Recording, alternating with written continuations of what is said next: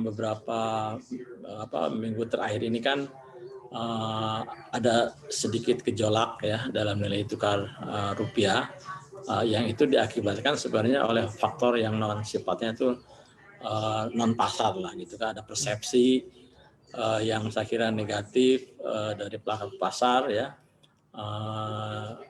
terhadap beberapa kebijakan atau rencana kebijakan yang diambil oleh pemerintah. Dan kemudian juga yang kedua, saya kira juga dengan ditetapkannya tidak dirubahnya 7 days reverse repo rate itu juga untuk menjaga agar daya tarik ya kapital untuk masuk ke Indonesia itu tetap terjaga gitu. Nah, kalau misalnya dirubah atau diturunkan, saya kira justru belum tentu efektif ya untuk bisa mendorong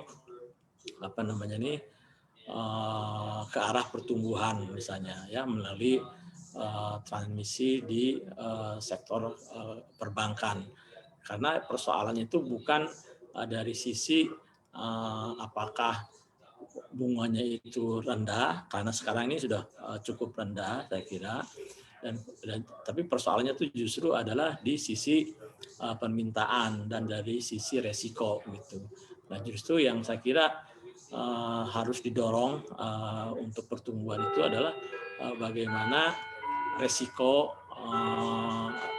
dan demand itu ditumbuhkan kembali, dan kemudian yang kedua itu adalah yang terkait dengan bagaimana berbagai program pemerintah ya itu bisa dijalankan secara efektif gitu. Jadi dalam hal ini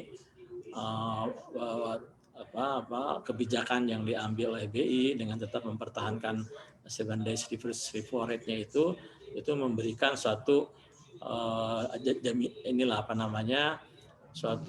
suatu stabilitas ya yang diperlukan agar demand itu bisa ditumbuhkan kembali dan program-program pemerintah itu bisa dijalankan secara efektif gitu. Baik, 100 basis poin sudah atau 1% Bank Indonesia menurunkan suku bunga acuannya. Ini menarik poin dari Anda mengatakan sekarang permasalahannya bukan seberapa rendah suku bunga bisa disesuaikan lagi, tetapi demand yang harus di-boost dan juga risk yang diminimalisir.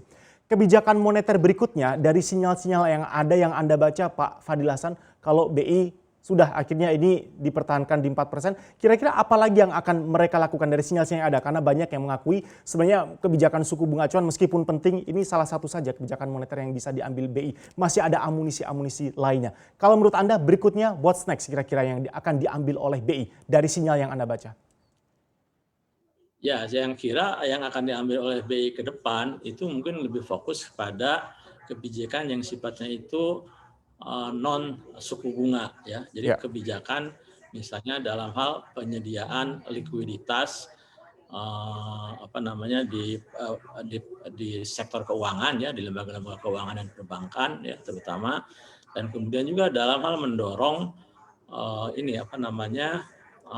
penyediaan likuiditas untuk otoritas fiskal ya, misalnya lewat skema burden sharing ini ya yang telah disepakati.